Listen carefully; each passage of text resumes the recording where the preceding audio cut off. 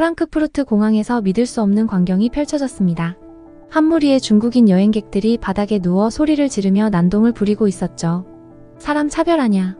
우리도 돈 내고 왔다고. 그들은 고래고래 소리치며 공항을 혼란에 빠뜨렸습니다. 과연 무슨 일이 벌어진 걸까요? 그 현장을 목격한 다른 나라의 여행객들은 충격에 빠져 고개를 절레절레 흔들었습니다. 이들은 왜 이런 행동을 했을까요? 그리고 그곳에 있던 전 세계 여행객들의 반응은 어땠을까요? 오늘의 이야기 함께 확인해 보시죠. 구독과 좋아요 눌러주시면 앞으로도 더 흥미로운 이야기들을 전해드리겠습니다. 안녕하세요. 제 이름은 리우밍입니다. 중국 베이징 대학교 경제학과를 수석으로 졸업하고 상하이의 대형 국영은행에서 근무하며 성공가도를 달려온 30대 금융인입니다. 중국에서 태어나고 자라면서 저는 자연스럽게 중국이 세계에서 가장 중요한 나라라고 믿으며 성장했어요.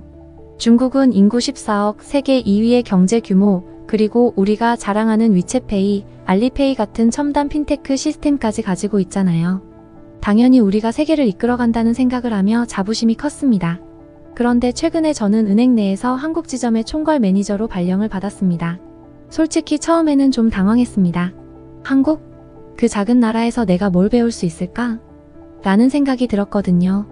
한국이 최근 들어 조금씩 떠오르고 있다는 이야기는 들었지만 그저 중국의 그늘 아래 있는 작은 나라 정도로만 여겼으니까요. 하지만 이 경험이 제 인생을 송두리째 바꿀 기회가 될 줄은 그때는 전혀 상상하지 못했습니다. 오늘 저는 여러분께 한국에서 느꼈던 놀라운 경험들과 그 이후 제가 세계를 여행하면서 얻은 깨달음에 대해 이야기해 보려고 합니다. 그럼 시작해볼까요? 제가 한국에 처음 도착한 날, 인천공항에 발을 내딛는 순간부터 뭔가 이상한 느낌을 받았습니다. 중국에서 출발할 때만 해도 한국이 그저 평범한 나라일 거라 생각했지만 막상 인천공항에 도착하니 공항의 규모와 현대적이고 깔끔한 환경이 제 예상과는 달랐습니다. 공항 내 어디서나 빠르게 연결되는 공공 와이파이가 제공된다는 사실도 놀라웠죠. 그동안 중국에서 아무리 발전했다고 생각했지만 공공 와이파이 속도나 인프라 부분에서는 확실히 한국이 한 발 앞서 있는 듯 보였습니다. 인천공항에서 택시를 타고 서울 시내로 향하면서 저는 더욱 혼란스러워졌습니다.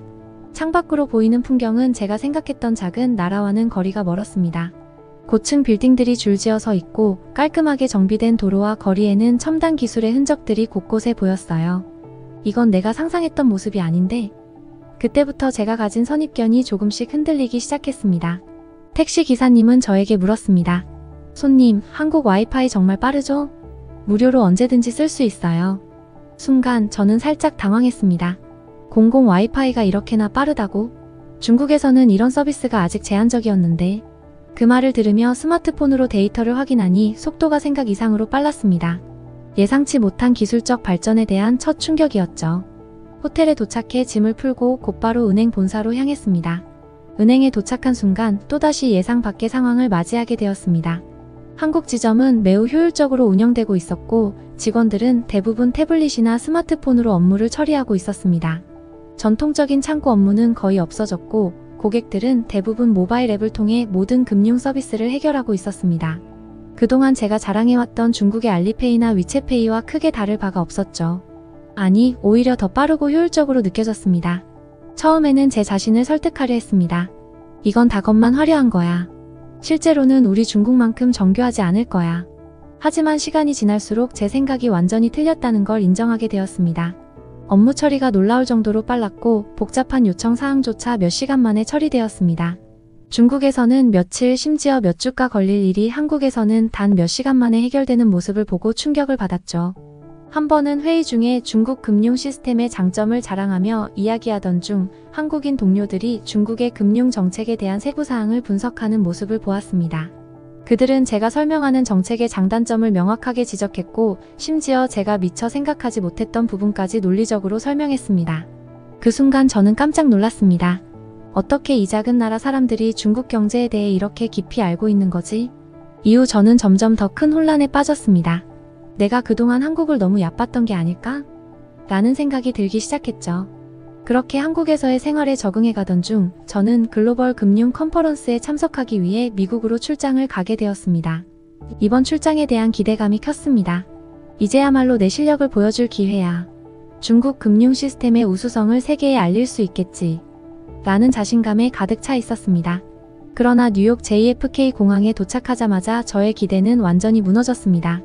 한국인 동료들은 ESTA 미국 전자여행 허가제를 통해 신속하게 입국 심사를 통과했지만 저는 중국 여권 때문에 복잡한 비자 절차를 거쳐야 했습니다.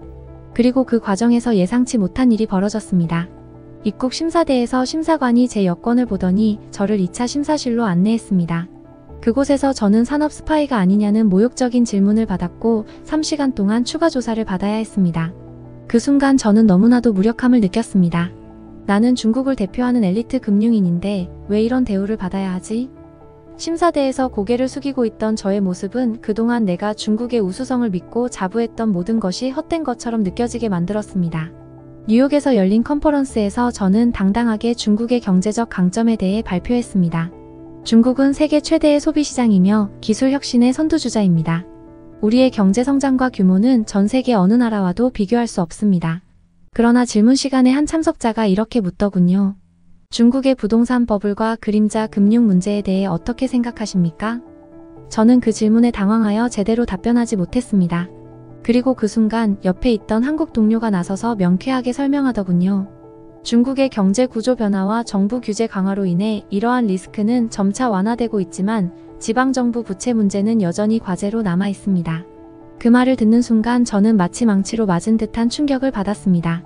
내가 중국 경제를 더 잘 알아야 하는데 왜 이 사람이 나보다 더 잘 설명하지? 자존심에 큰 상처를 입었죠. 뉴욕에서의 충격을 겨우 수습한 후 저는 곧바로 런던으로 향했습니다. 이번에는 반드시 자존심을 회복하리라.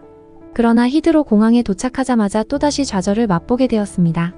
입국 심사대에서 심사관은 제 여권을 보더니 의심스러운 눈빛으로 저를 바라보았습니다. 중국에서 오셨군요.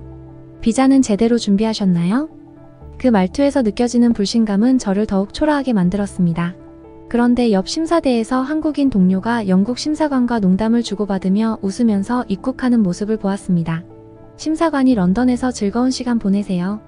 라고 친절하게 말하는 소리가 들리자 저는 그 차이를 실감했습니다. 왜 나는 이렇게 어렵고 한국 동료들은 이렇게 쉽게 입국하지?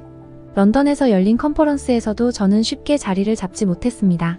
중국의 1대1로 정책에 대해 발표할 기회를 얻었지만 그 발표는 그리 주목받지 못했습니다. 반면 한국 동료가 발표한 수소 경제 전략은 청중들의 집중을 끌었고 그들의 질문이 쏟아졌습니다.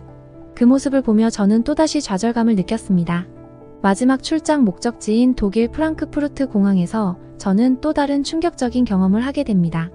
입국 심사 중 한 중국인 단체 관광객들이 갑자기 바닥에 눕고 소리를 지르며 난동을 부리기 시작했습니다. 그들은 입국 심사 과정에서 불만을 표하며 왜 우리만 이렇게 오래 기다려야 하느냐? 고 외치며 소란을 피웠습니다. 그중 한 남성은 이것 봐라, 우리 중국 여권은 세계 최강 국가의 여권이야. 라며 여권을 흔들었고 한 여자는 바닥에 드러눕더니 일어나지 않겠다며 떼를 썼습니다. 저는 그 장면을 보며 얼굴이 화끈거렸고 너무나도 부끄러웠습니다. 그때 한국인 동료들은 조용히 입국 심사를 통과하며 아무런 문제 없이 지나가는 모습이 보였습니다. 그 차분하고 질서 정연한 모습은 중국 관광객들의 소란과는 극명한 대조를 이루었습니다. 그 모습을 보며 저는 스스로에게 묻기 시작했습니다. 왜 한국 사람들은 이렇게 세계 곳곳에서 환영받고 우리는 이렇게 불신을 받는 거지? 호텔에 도착한 후 저는 인터넷을 통해 여권 순위를 검색해 보았습니다. 그리고 그 결과는 충격적이었습니다. 한국 여권은 세계 2위, 중국 여권은 60위권에 머물러 있었습니다. 이 차이는 단순한 경제 규모나 국력 차이가 아니었습니다. 저는 점점 더 큰 혼란에 빠졌습니다. 그날 밤 저는 여권 순위를 조사하며 한국이 단순한 경제적 성장이 아니라 국제사회에서 얼마나 큰 신뢰를 받고 있는지를 깨닫게 되었습니다. 그동안 제가 믿어왔던 중국의 힘은 단지 숫자로만 나타나는 것에 불과했어요. 한국은 경제뿐만 아니라 그들이 가진 높은 시민의식과 문화적 영향력으로 세계의 신뢰를 얻고 있었습니다. 한국은 거리의 청결함, 시민들의 높은 질서의식 그리고 기술 혁신을 통해 전 세계에서 신뢰를 받고 있었습니다. 밤늦게 혼자 거리를 걷더라도 안전함을 느낄 수 있었고 대중교통 시스템은 너무나도 효율적이었습니다. 지하철에서는 누구나 조용히 차례를 기다리며 공공장소에서도 남을 배려하는 모습을 보면서 저는 한국이 가지고 있는 진정한 힘이 무엇인지 깨닫게 되었습니다. 처음에 저는 중국이 세계에서 가장 중요한 나라라고 생각하며 자부심을 가졌습니다. 그러나 이제는 그 자부심이 서서히 깨지기 시작했습니다. 한국은 작은 나라가 아니었습니다. 그들이 가진 문화, 기술, 그리고 국제사회에서의 신뢰는 중국이 배워야 할 중요한 요소들이었습니다. 한국에서의 경험은 제 세계관을 송두리째 바꾸었고, 제가 얼마나 좁은 시각으로 세상을 보고 있었는지 깨닫게 해주었습니다. 다음 사연도 들어보겠습니다. 안녕하세요. 저는 샤오메이라고 합니다. 32살이고 중국 베이징 대학교에서 국제관계학을 전공한 후 현재는 중국 외교부 산하의 국제교류재단에서 일하고 있습니다. 어렸을 때부터 저는 중국의 위대함을 몸소 느끼며 자랐습니다. 5000년의 역사를 자랑하는 우리 중국은 세계에서 가장 오래된 문명 중 하나이고 우리는 종이, 화약, 나침반 등 수많은 발명품을 만들어내며 세계 발전에 기여해왔습니다. 중국은 경제적으로도 세계 2위의 경제대국이며 미국에 이어 가장 큰 영향력을 가진 국가라고 자부합니다. 베이징, 상하이 같은 대도시들은 이제 세계의 다른 대도시들과 어깨를 나란히 하며 특히 중국의 5G 기술은 세계를 선도하고 있습니다. 우주 개발에서도 우리는 놀라운 성과를 이루고 있고 이는 우리가 얼마나 빠르게 성장하고 있는지를 보여주는 증거이죠. 서구 국가들이 중국을 견제하는 것도 우리가 너무나 강해졌기 때문이라고 믿었습니다. 저는 늘 자부심을 가지고 중국이야말로 세계의 중심이다라고 생각하며 살았고 외교부에서의 일도 마찬가지였습니다. 특히 경제 지표를 보며 다른 나라들의 성과가 중국의 압도적인 성장세에 비해 보잘것없다는 생각이 들곤 했습니다. 미국만이 유일하게 우리와 견줄 수 있는 나라라는 자부심이 있었고 다른 나라들은 그저 우리나라의 성 밑에 있는 작은 마을 같은 느낌이었죠. 그런데 어느 날 저는 상사로부터 뜻밖의 제안을 받게 되었습니다. 샤오메이, 한국의 주재원으로 파견을 나가보는 건 어떻겠나? 한국은 현재 동북아시아 정세에서 중요한 역할을 하고 있으며 경제와 문화적 영향력이 커지고 있지. 직접 가서 그 나라를 파악하고 우리가 어떻게 그들과 협력할지 고민해봐야 할 필요가 있다. 이 말을 듣고 저는 속으로 놀랐습니다. 한국이라니요? 제가 머릿속에서 떠올린 나라는 미국이나 유럽 국가들이었습니다. 제가 바라본 중국의 경쟁 상대로는 한국은 너무 작고 경제 규모도 미미하다고 생각했기 때문에 이 제안이 저에게는 별로 매력적으로 다가오지 않았습니다. 그래서 저는 상사에게 솔직하게 물었습니다. 다른 나라로 갈 수는 없을까요? 미국이나 유럽 쪽은 어떤가요? 하지만 상사는 단호했습니다. 지금은 한국이 매우 중요한 시기야. 미국, 일본, 북한 사이에서 중재자 역할을 하고 있고 최근 경제도 크게 성장했어. 우리가 그 나라를 깊이 있게 분석하고 직접 현장에서 경험하는 것이 필요해. 게다가 한국은 K-팝과 같은 문화적 힘을 통해 세계적으로 큰 영향력을 미치고 있어. 이 기회에 한국을 직접 체험해보는 것이 내 경력에도 큰 도움이 될 거야. 그때 저는 생각했습니다. 그래, 어쩌면 이번 기회에 한국을 직접 경험하는 것이 나에게는 새로운 도전일지도 몰라. 그리고 한국에서 우리 중국의 위대함을 알릴 수 있는 기회일 수도 있지. 그렇게 저는 마음을 고쳐먹고 한국 파견을 수락했습니다. 비행기에서 내려 인천공항에 첫 발을 내딛었을 때 저는 예상치 못한 충격을 받았습니다. 인천공항은 매우 깨끗하고 효율적이었으며 모든 것이 잘 정돈되어 있었습니다. 아, 공항만 좋은 거겠지라고 생각하며 안심했지만 서울로 가는 길에서 다시 한번 충격을 받았습니다. 도로와 도시가 생각했던 것보다 훨씬 발전되어 있었고 모든 것이 체계적이었습니다. 도심에 도착했을 때는 제 예상과는 너무도 다른 서울의 모습을 보며 말을 잃었습니다. 이게 정말 그 작은 한국인가? 라는 생각이 머릿속을 떠나지 않았습니다. 한국에서의 첫날, 저는 서울의 대중교통 시스템을 경험하게 되었습니다. 처음에는 중국의 대도시와 비슷하겠지라는 생각이었지만 지하철과 버스를 타는 순간 생각이 완전히 바뀌었습니다. 지하철은 정말 정교하게 운영되고 있었습니다. 몇 분 후에 지하철이 도착한다는 안내방송이 나오면 실제로 그 시간이 맞아떨어졌습니다. 이 점은 중국과는 확연히 달랐습니다. 중국에서도 대중교통 시스템은 잘 되어 있지만 러시아어 때는 지연이 잦았거든요. 또한 서울의 버스 시스템도 매우 효율적이었습니다. 버스 정류장마다 실시간 도착 정보를 제공해 주었고 대중교통 카드 하나로 지하철과 버스를 모두 이용할 수 있는 통합된 시스템이 정말 편리했습니다. 중국에서도 교통카드를 사용하긴 하지만 한국의 시스템은 더 체계적이고 편리하게 느껴졌습니다. 특히 버스가 정확한 시간에 도착하고 노선 안내가 명확하게 표시되어 있어 어디로 가든 길을 헤매지 않을 수 있었습니다. 그뿐만 아니라 서울 도심을 걷다 보면 곳곳에 첨단 기술이 적용된 시설들을 발견할 수 있었습니다. 버스 정류장의 전자 안내판은 물론이고 횡단보도에도 LED 바닥 신호등이 설치되어 있었습니다. 이런 게 과연 필요한가? 라는 생각이 들기도 했지만 실제로 보니 시민들의 안전과 편리함을 위한 세심한 배려라는 것을 느낄 수 있었습니다. 이 외에도 제가 한국에서 체험한 또 다른 놀라운 점은 한국의 문화 콘텐츠였습니다. K-팝, 한국 드라마, 한국 영화의 세계적 인기는 그저 일시적인 유행이 아니라 실제로 전 세계에 강력한 영향력을 미치고 있었습니다. 길을 걷다 보면 가게에서 BTS, 블랙핑크 같은 K-팝 그룹의 음악이 흘러나왔고 그 곡들은 한국인들뿐만 아니라 외국인들에게도 인기 있는 듯 보였습니다. 제가 한국에 오기 전에는 K-팝이 단순히 음악일 뿐이라고 생각했지만 그들의 문화적 영향력이 얼마나 강력한지 직접 체험하면서 한국의 소프트 파워를 실감하게 되었습니다. 저는 중국에서 자라면서 문화적으로도 중국이 최고라는 자부심을 가지고 있었고 다른 나라들은 따라오지 못한다고 생각했는데 한국에서 경험한 문화의 힘은 그와는 다른 차원이었습니다.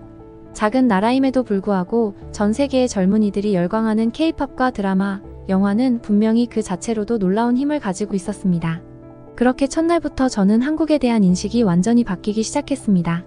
물론 아직도 중국이 더 강력한 경제 대국이라는 생각은 변함이 없었지만 한국이 가진 소프트 파워와 혁신적인 기술력, 효율적인 시스템은 제가 예상했던 것보다 훨씬 인상적이었습니다.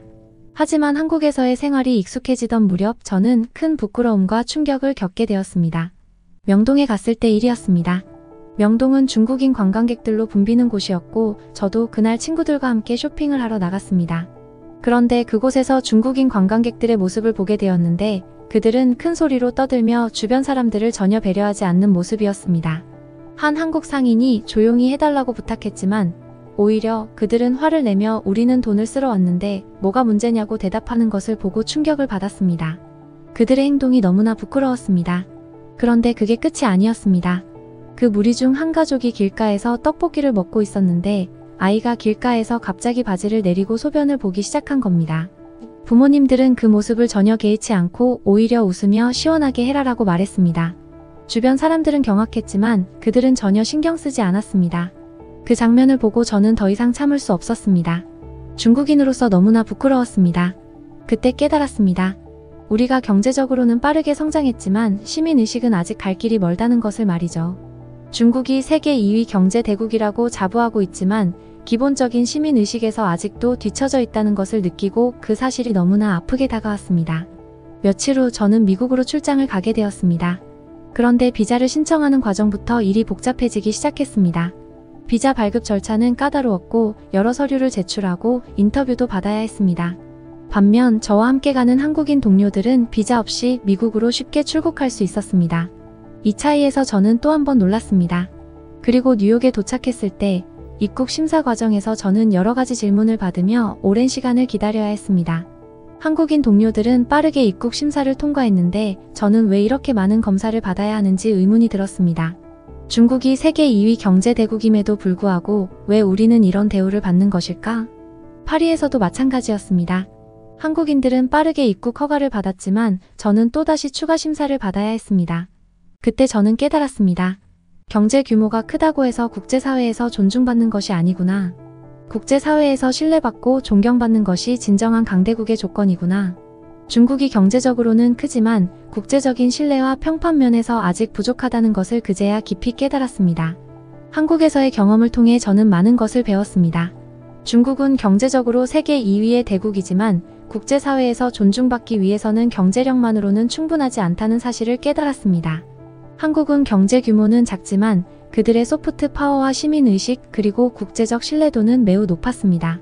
특히 한국의 여권이 세계에서 3위를 차지하고 있다는 사실은 저에게 큰 충격이었습니다.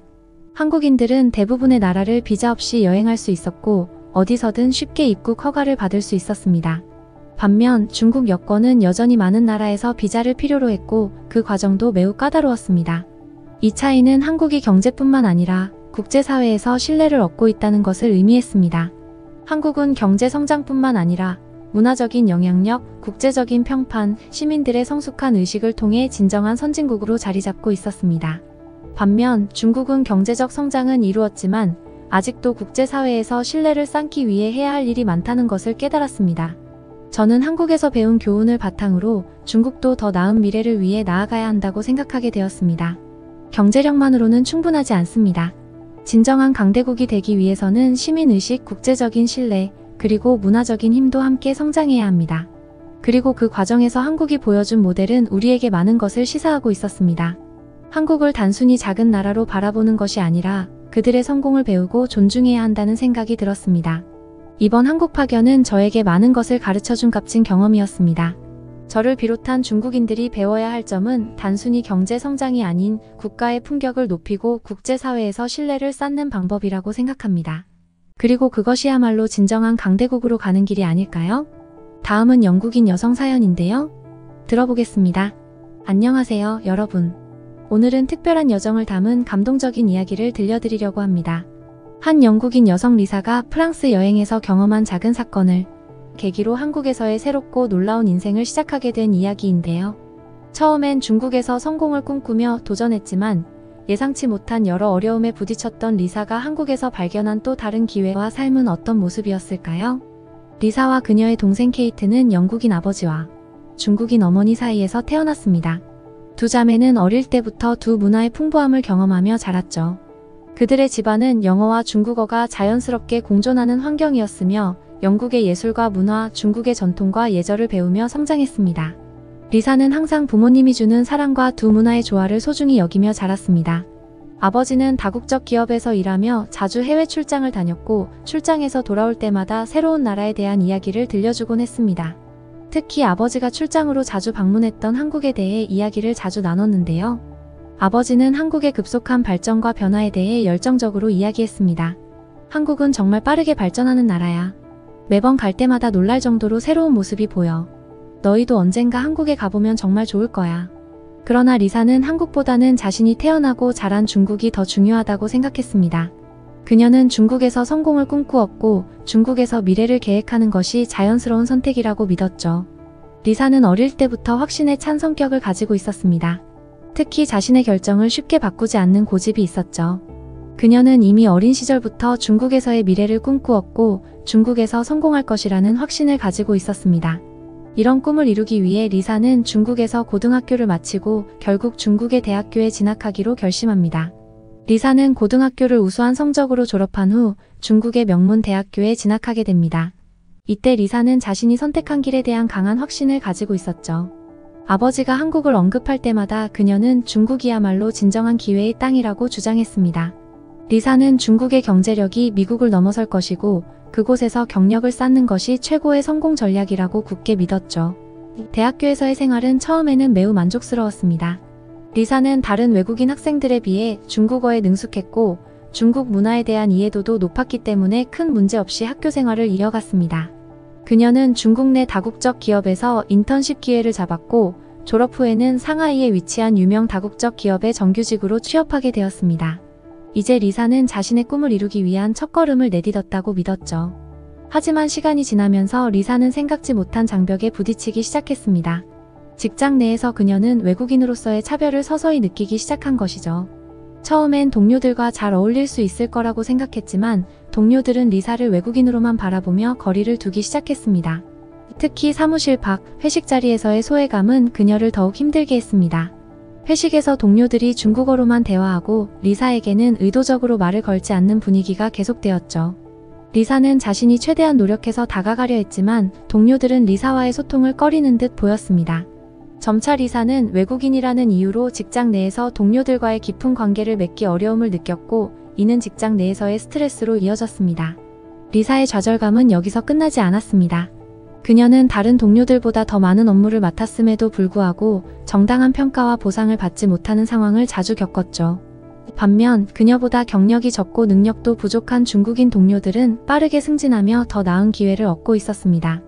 리사는 처음에는 단순한 운이라고 생각했지만 시간이 지날수록 이것이 구조적인 차별임을 깨닫게 되었습니다. 리사는 상사에게 직접적인 차별을 느끼기 시작했고 회사의 조직 문화와 정책에서 외국인에 대한 배려가 부족하다는 점을 실감했습니다. 모든 회의는 중국어로 진행되었고 리사는 중국어에 능통했음에도 불구하고 자신이 중국인이 아니라는 이유로 중요한 결정에서 배제되는 경우가 많았습니다.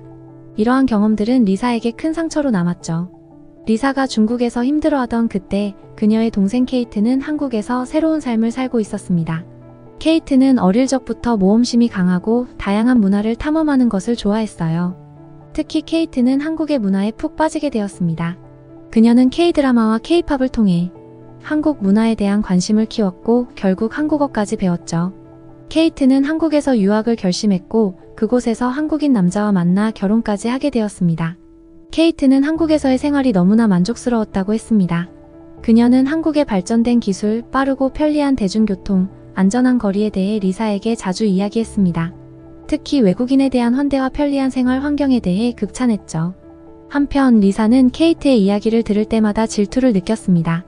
케이트는 자신이 한국에서 경험한 모든 것이 놀라웠다고 했지만 리사는 여전히 중국이 더 크고 중요한 나라라고 생각했죠. 그러던 어느 날 케이트가 리사에게 프랑스로 여행을 가자고 제안했습니다. 두 자매는 어릴 적부터 프랑스를 동경했었고 이번 여행은 케이트의 결혼 후 처음으로 함께 떠나는 자매만의 시간이 될 예정이었습니다. 프랑스에 도착했을 때 리사는 설렘과 긴장이 가득했습니다. 공항에서 입국 심사를 받으면서 케이트는 한국 여권을 제시했습니다. 심사관은 밝은 미소로 케이트를 빠르게 통과시켰고 리사는 곧 자신의 차례가 되었죠.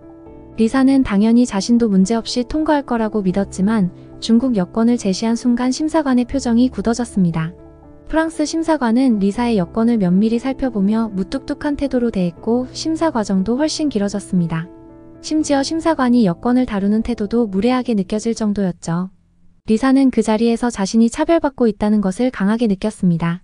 반면 케이트는 한국 여권을 가지고 있어서 전혀 다른 대우를 받았다는 점이 리사에게 큰 충격이었습니다. 프랑스를 떠난 후 리사는 계속해서 그 사건을 생각했습니다. 그때까지 리사는 한국을 별로 중요하게 생각하지 않았습니다. 하지만 케이트가 한국 여권을 소지했다는 이유만으로 더 나은 대우를 받는다는 것을 직접 목격한 후 리사는 자신의 생각에 큰 혼란을 겪게 되었죠. 프랑스 여행 이후 리사는 한국에 대해 더 알아보기로 결심합니다. 케이트의 권유로 리사는 한국에 직접 가보기로 했고 한국에서의 새로운 도전을 시작하기로 마음먹었죠. 케이트는 리사가 한국에 오면 자신의 집에서 함께 지낼 수 있도록 제안했습니다. 리사는 케이트의 제안을 받아들이고 한국에 대해 연구하기 시작했습니다. 한국에 도착한 리사는 놀라움을 금치 못했습니다. 한국의 공항은 깨끗하고 정돈되어 있었으며 모든 것이 효율적이었죠. 무엇보다 리사를 감동시킨 것은 한국의 발전된 기술과 빠르고 효율적인 교통 시스템이었습니다. 지하철은 깨끗하고 정확하게 운행되었으며 거리에는 쓰레기 하나 찾아볼 수 없을 정도로 깨끗했죠. 리사는 한국에서의 첫 주에 케이트와 함께 서울 곳곳을 탐방했습니다. 한국의 대중교통 시스템은 상상 이상으로 발전되어 있었고 리사는 지하철을 이용하며 깨끗한 환경에 감탄했습니다. 또한 한국의 와이파이 인프라는 리사에게 큰 충격으로 다가왔습니다. 어디서든 빠르게 인터넷에 접속할 수 있었고 이는 리사가 중국에서 경험했던 불편함과는 완전히 달랐습니다. 리사는 케이트와 함께 서울의 유명한 카페들을 방문하며 한국 문화를 조금씩 더 이해해갔습니다. 케이트는 리사에게 한국의 의료 시스템에 대해서도 설명해 주었는데 저렴한 비용으로도 세계적인 수준의 의료 서비스를 받을 수 있다는 사실에 리사는 놀라지 않을 수 없었습니다. 리사는 한국의 모든 것이 매우 효율적이고 편리하다는 점에서 감동을 받았죠. 리사는 점차 한국에서의 생활에 적응해 갔습니다. 케이트는 리사에게 한국어를 가르쳐 주었고 리사는 한국에서의 경험을 통해 과거 중국에서 느꼈던 소외감을 점차 떨쳐낼 수 있었습니다. 한국에서는 외국인이라는 이유로 차별받지 않았고 오히려 많은 사람들이 그녀에게 호의적으로 다가왔습니다. 리사는 한국에서의 생활을 통해 과거의 편견을 떨쳐내고 새로운 기회와 도전을 받아들일 수 있었습니다. 중국에서의 경험은 힘들었지만 그 덕분에 리사는 한국에서의 새 출발을 더 감사하게 여기게 되었죠. 리사는 이제 한국에서 대학원에 진학하여 새로운 경력을 쌓아가며 자신의 꿈을 다시 찾아가고 있었습니다. 리사의 이야기는 단순한 여행담이 아니라 삶의 전환점을 맞이한 한 여성의 성장과 도전의 이야기입니다. 이 이야기를 통해 여러분도 새로운 기회를 두려워하지 않고 다가오는 변화를 받아들이며 더 나은 미래를 향해 나아가길 바란다고 생각합니다. 오늘의 이야기가 여러분에게 영감을 주었다면 구독과 좋아요 잊지 말아주세요. 앞으로도 더 흥미롭고 감동적인 이야기를 들고 찾아올게요. 감사합니다.